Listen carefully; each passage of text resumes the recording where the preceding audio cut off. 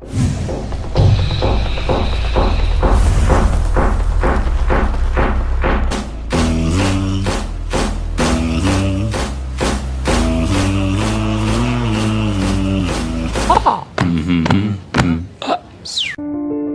is a story about the biggest financial revolution the world has ever seen.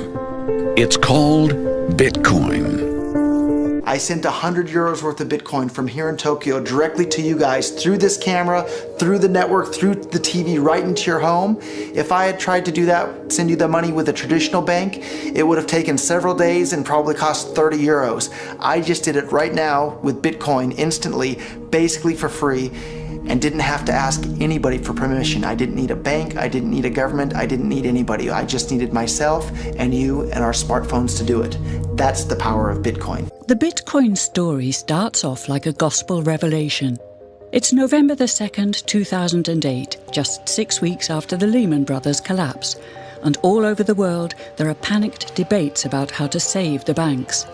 Then, on a little visited web forum for cryptographers, a document appears in which a completely new monetary system is proposed. The visionary author calls himself Satoshi Nakamoto. All of these traditional services that we're used to control who's allowed to have an account, who can send money from who. With Bitcoin, you don't have to ask for permission.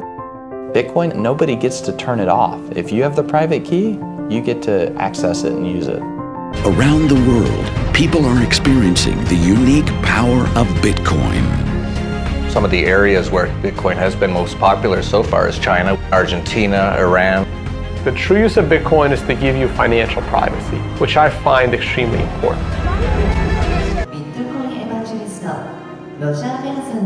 I think a lot of people are underestimating the way in which Bitcoin and the blockchain are going to change the power structures in society in general. I mean, I grew up in the US and I see all these people like, yeah, nuke everybody in the Middle East and kill them all. And then they have the former Secretary of State, Madeleine Albright, on 60 Minutes, one of the most popular news shows in the US. And they asked her, they said, like, there's reports that more than 500,000 Iraqi children have died as a direct result of US sanctions.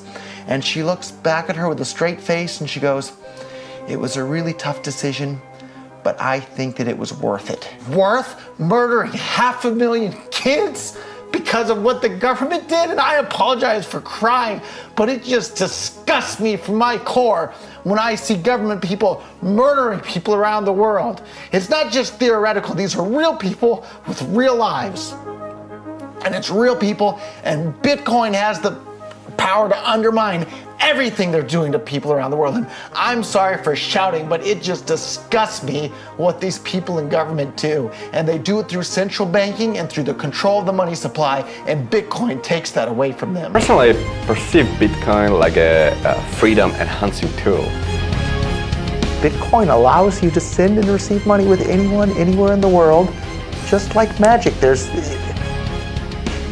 I'm at a loss for words because it's that exciting and that world-changing. Magic money, the Bitcoin revolution.